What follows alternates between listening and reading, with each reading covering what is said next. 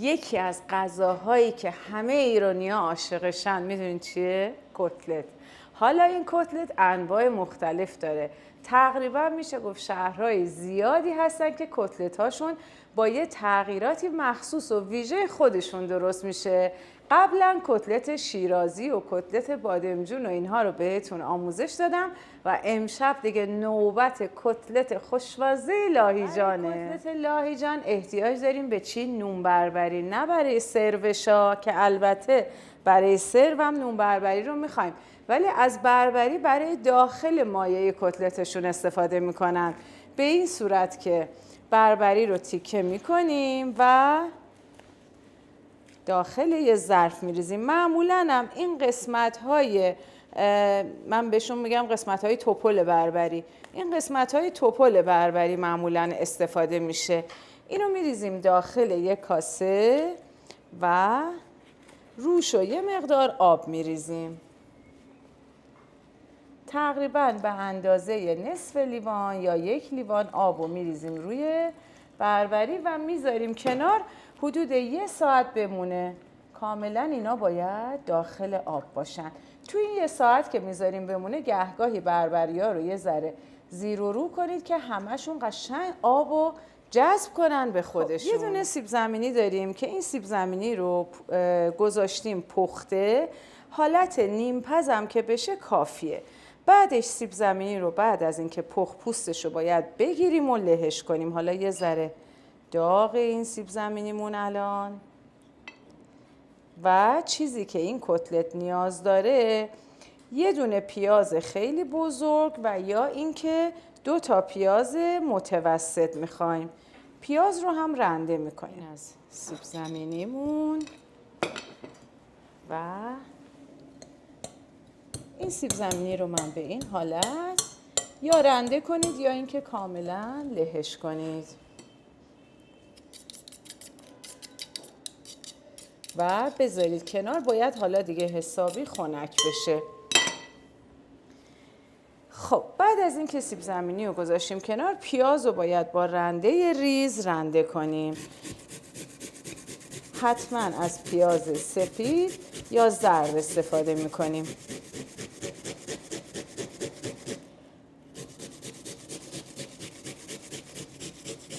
خب حالا گوشت چرخ کرده رو من اضافه میکنم. بعد پیاز رو یه کمی آبش رو میگیرم. بذارین آبش رو اینجا بگیرم، آب پیاز رو. خیلی زیاد آبش رو نگیریم، پیاز رو خیلی خشک نکنید، ولی تقریباً 50% آب پیاز باید گرفته بشه. خوبه. اینم از آب پیاز. بعد 2 تا تخم مرغ داریم، تخم مرغا بهش اضافه میشن و نمک و فلفل سیاه هم به موادمون اضافه میکنیم.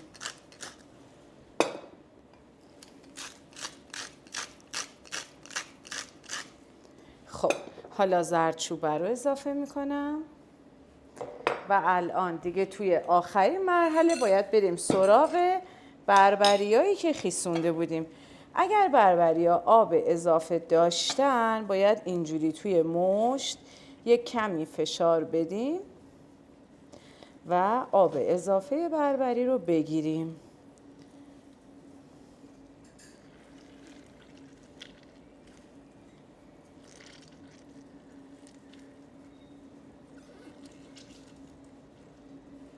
خب اینم از بربری هامون. تو شهر لاهیجان که برید توی این دکه ها یا مغازه هایی که غذاهای خیابونی دارن این کتلت رو میتونید پیدا کنید و نوش جان کنید و حیفه که واقعا برید تا اونجا و این کتلت لاهیجان رو نخورید. حسابی حالا ورزش میدیم تا قشنگ مواد با هم مخلوط و یک دست بشن. بعد از اینکه کامل مواد با هم مخلوط و یک دست شدن، روی کاسه رو بهتره که بپوشونیم روی مواد و حتما بذارید 1 ساعت داخل یخچال استراحت کنه.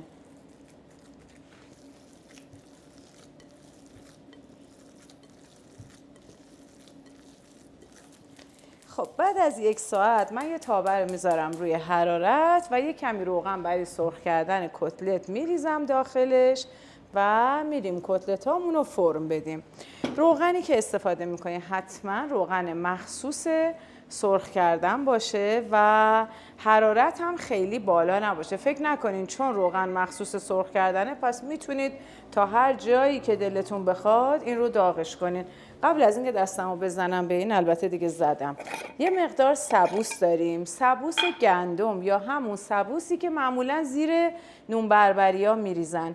این سبوس حتما باید باشه ها، اصلا حذفش نکنین. سبوس رو داخل یه بشقاب میریزم و یه مقدار به اندازه یه نارنگی کوچیک از مواد کتلت برمیدارم توی دستم، به این صورت کاملا فرمش میدم. بعد خوب نازکش میکنم. ببینید سعی کنید ترک نداشته باشه. یک دست و نازک شد. بعد اینو من داخل سبوس قرارش میدم. 1-2 تای دیگه رو هم درست میکنم، بعد یه دفعه دیگه میغلطونمشون توی سبوس. کاملا سعی کنید درزهای مایه کتلتتون بسته بشه و ترک و اینها اصلا نداشته باشه. خب هر دو طرفش کاملا داخل سبوس غلطونده میشه و دیگه الان آماده است که سرخ بشه. سبوسای اضافه رو از روش بگیرید و بعد بریم که حالا بذاریمش داخل تابه و توی روغن. یه ذره حرارت رو بیشتر میکنم. همه کتلت ها به همین شکل آماده میشه. شما دوستان میتونید کتلت ها رو از قبل زودتر آماده بکنید. مثلا اگر برای شام میخواین این کتلت لاهیجان رو استفاده کنید، میتونید کتلت ها رو از ظهر، عصر یا حتی صبح به این شکل آماده بکنید تا مرحله سبوس و داخل یه سینی بچینید و بذارید داخل یخچال و موقعی که خواستین استفاده کنید همون موقع درش بیارید و توی روغن دیگه سرخش بکنید فقط. خب اینم از کتلت بعدی. همه کتلت ها به این شکل. حرارت خیلی بالا نباشه، با حرارت متوسط سرخ میکنیم. خب ببینید حالا یه طرف کتلت ها که سرخ شد آروم و آهسته برمیگردونم تا اون سمتش هم سرخ بشه. همونطور که میبینید نه ترک خورده، همه چی عالی. یه ذره حرارت رو کمتر میکنم. تو این فاصله تا این کتلتا داره اون طرفش هم سرخ میشه، ما برای سرو احتیاج داریم به نون بربری، گوجه، خیارشور، پیاز جعفری. اول من این خیارشورا رو خورد میکنم، آماده میذارم که دیگه کتلتامون از توی روغن که در اومدن بعد بپیچیم لای نون رو سرو بکنیم. این خیارشورا هم که دستپخت خودمونه. این خیارشورمون بره کنار. خب اینم گوجه.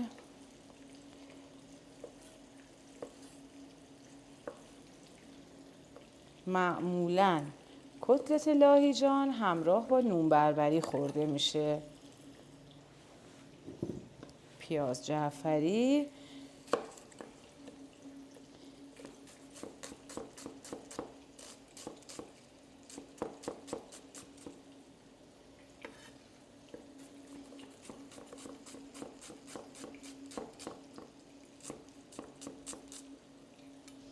این پیاز و جعفری. پیاز و جعفری باید کاملا بعد از اینکه خورد شد با همدیگه مخلوطشون بکنیم.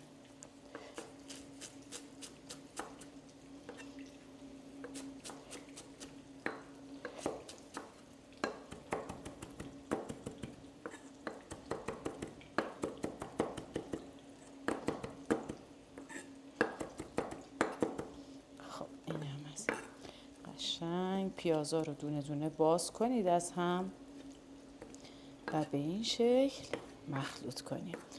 خیلی خوب، همه چی آماده است. به به، بفرمایید کتلت داغ لاهیجان. به به، این از کتلتامون. بعد اینجا بیایید این طرف، این از گوجه، این از خیارشور، اینم پیاز و جعفری که از واجباته و از اون واجبتر چیه؟ زیتون پرورده. معمولاً توی این لقمه خوشمزه حتما باید زیتون پرورده هم باشه.